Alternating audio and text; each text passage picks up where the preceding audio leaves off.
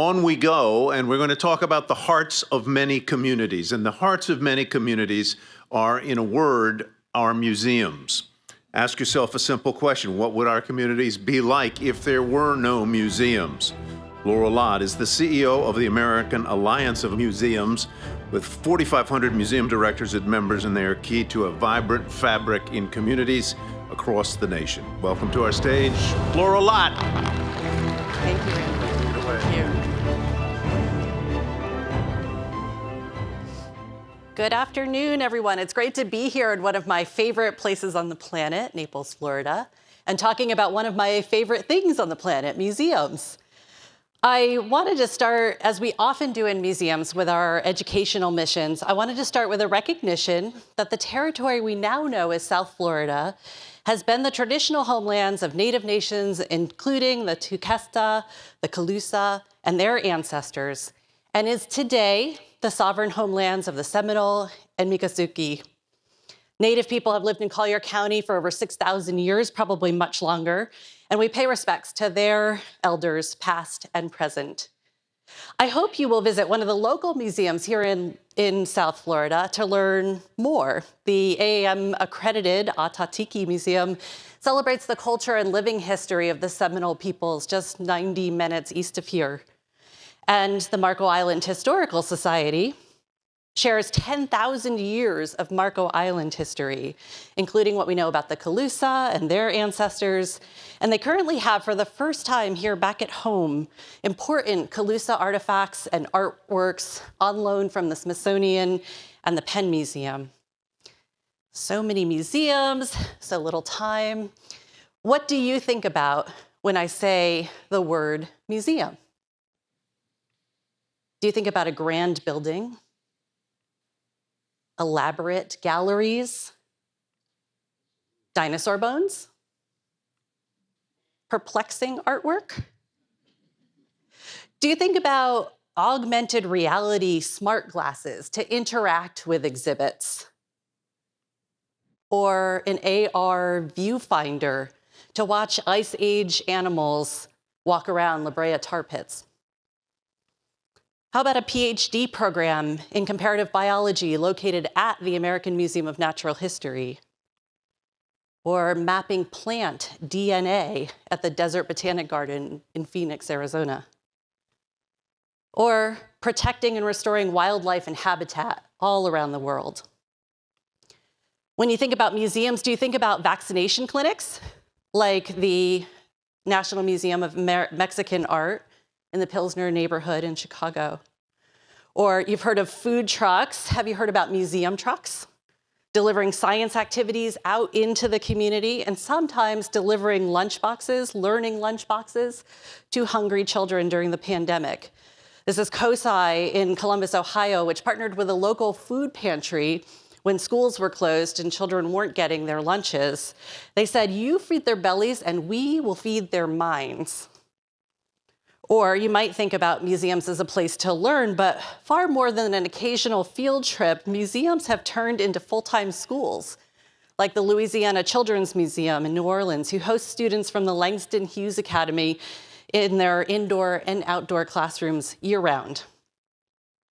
I'm here to change the way that you think about museums, if you think about them at all, and to challenge us collectively to find ways to activate these community centers to tackle some of the world's biggest challenges. I'm going to share with you a short video. We believe that museums make the world better and that AAM makes museums better. I believe they can change the world and that every person who engages with a museum can find the way that they can change the world. Museums are for lifelong learning.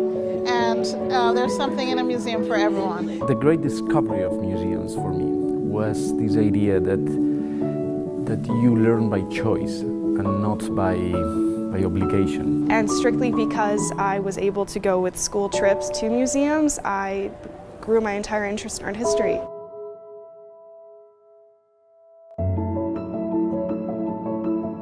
So as a teacher, I always really looked hard for ways to integrate museum learning and out of the classroom learning with my students. So when I told them, okay, you should come, like, grabbed my hand, come inside with me. They had this look like amazement, like, this is so huge, this is so wonderful. And I told them, and we can go inside the rooms and we can see art and we can see paintings. We have a responsibility and obligation to our communities to not just be the keeper of their objects, but also to lift up the stories from our communities.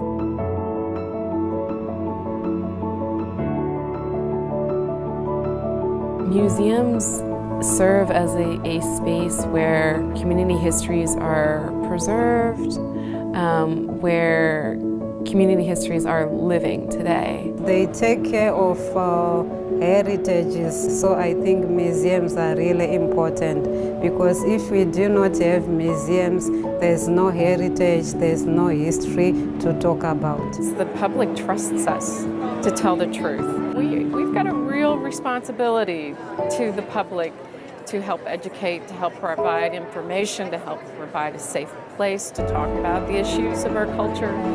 But it's in that museum that I found solace, that I found comfort. Whether it's, kind of a museum of technology, a museum of natural history, a museum of American history or something like that, you step out of the bubble that you've kind of created around yourself and thrust yourself into a world that has existed, a world that might exist in the future, and it just awakens your soul, it awakens your mind in ways that you don't find anywhere else.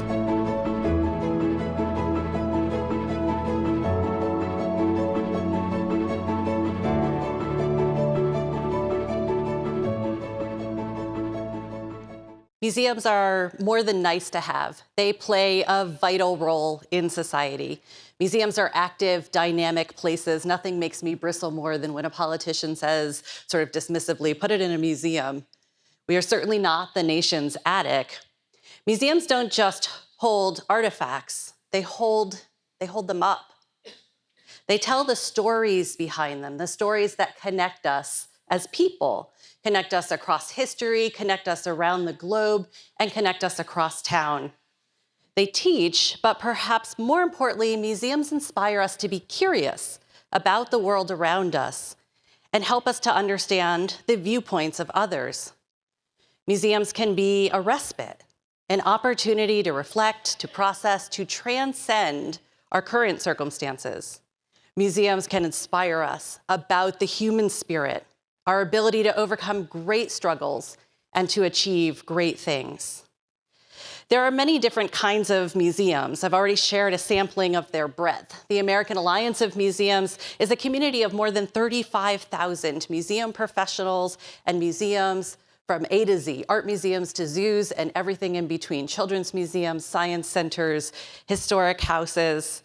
And from the tiny all-volunteer train museum in my neighborhood in Northern Virginia to the Metropolitan Museum of Art and the museums of the Smithsonian Institution.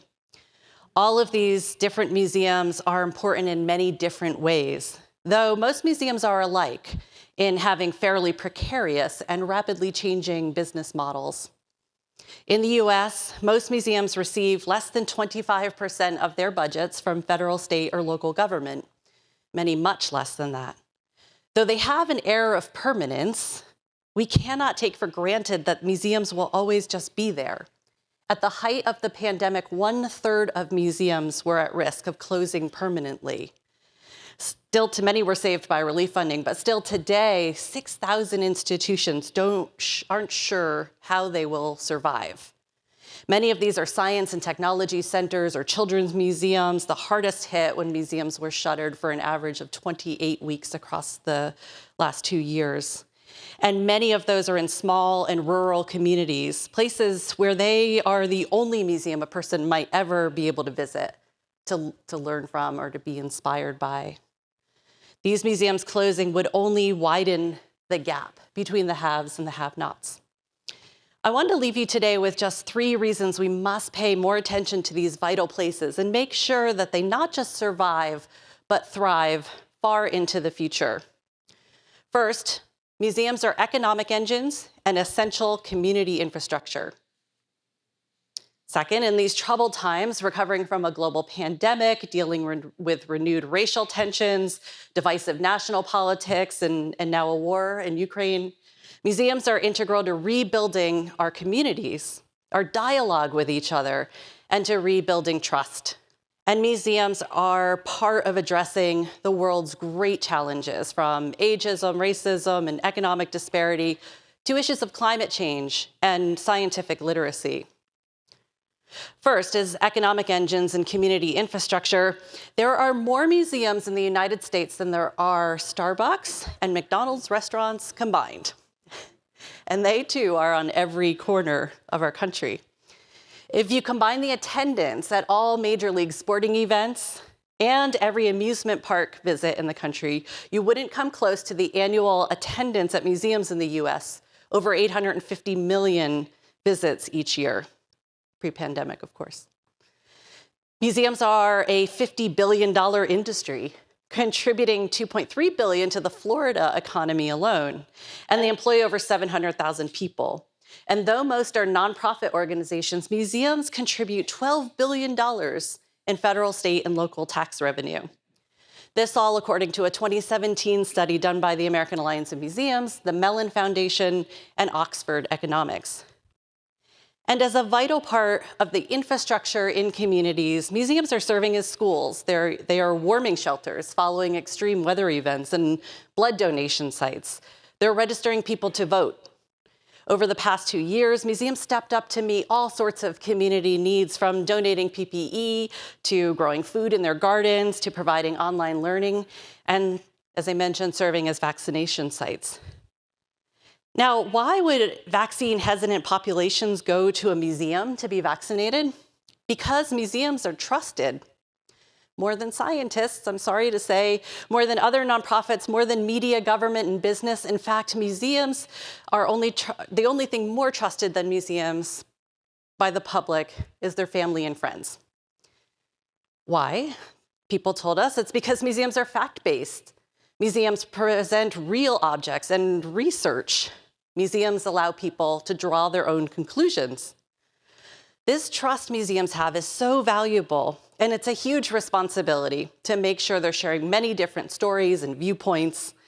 In our digital fake news, altered video world, museums help us get back to authenticity, real artifacts, primary sources, truth. These days, it's become harder to have a dialogue with those who don't immediately share our beliefs, more difficult to talk about nuance and balance, and easier than ever to isolate ourselves and simply avoid learning about different perspectives. Museums have a role in helping us to do better. They're convening places that encourage reflection and conversation. Museums help us grapple with our history, give us context to current events and debates. They invite us to consider different perspectives, challenge our assumptions and the popular narrative, the quick headline, and engage more deeply with the rest of the story. And by putting us in the shoes of others, museums help to build empathy. While across the country, many museums were deemed non-essential for a period of time during the pandemic, they are indeed essential to the next steps of our communal healing process.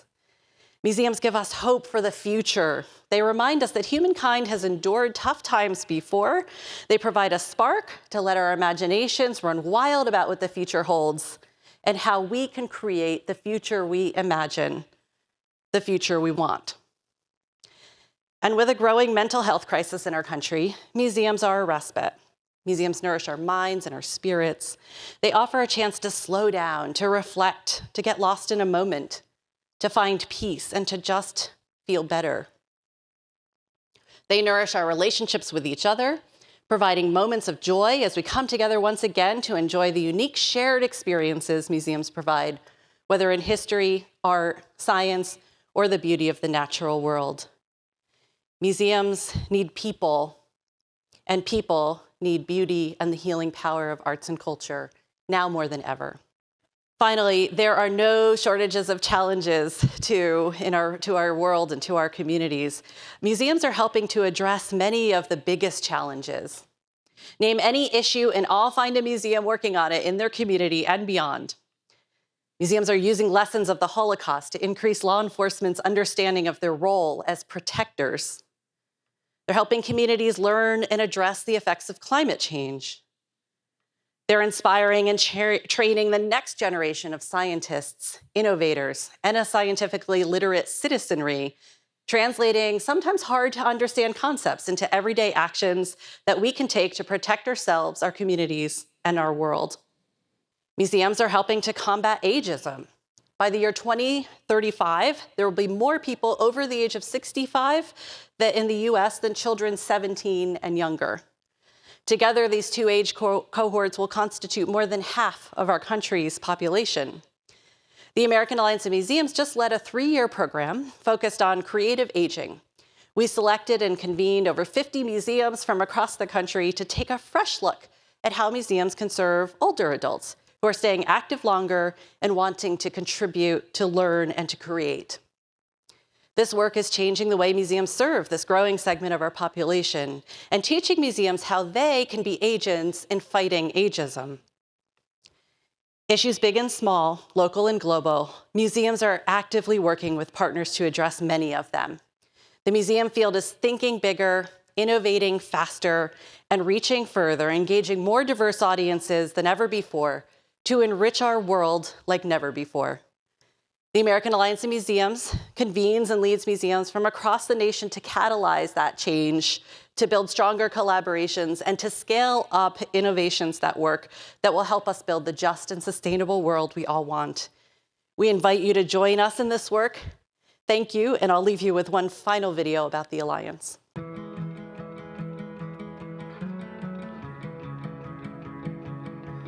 The mission of the American Alliance of Museums is to champion museums and nurture excellence in partnership with our members and allies. AAM has been putting its words into action. Here is an organization with a membership of somewhere around 35,000 professionals. What's really exciting about AAM is that it's not only providing critical discourse, but it's actually leading the field and serving as a catalyst. AAM also provides a national and at times even international perspective for us to see what's happening across the field. As a small institution, we have really relied on AAM for a number of things. We went through the MAP program, and that was very beneficial in moving our institution forward. We also rely on their bookstore and their sample documents. A lot of the credit for anything I've done well and my team has done well, I give to my experiences with AAM. The American Alliance of Museums annual meeting is the one convening where 4,000 to 5,000 museum professionals get together to have these discussions, share their ideas. It's where thought leadership really happens and where relationships are formed. You connect with people, you find out, you hear interesting things. And here at the AM, it's more than 4,000 attending. So it's more than 4,000 experience that you can learn from. The American Alliance of Museums, through its accreditation program and its continuum of excellence, sets the standards for excellent work in the field. Accreditation became a leverage to help us improve. So we actually got accredited 10 years later, 2014. We received our accreditation, and it was a huge milestone. And it was a great accomplishment for the board and staff. And we were only the 5th museum accredited in Hawaii. For me, it's this exchange of ideas, thinking about critical things that are affecting our institution and being able to turn to AAM for guidance and support. Championing museums and nurturing excellence is part of the DNA of the American Alliance of Museums. AAM is proud to play a vital role in rallying the field to really take a proactive stance. Well, AAM brings together people from diverse museums and puts us all together in one meeting. Their advocacy is very important. It's the rising tide that's going to lift all boats here. This is an alliance rather than an association because it really underscores the fact that we're here for each other.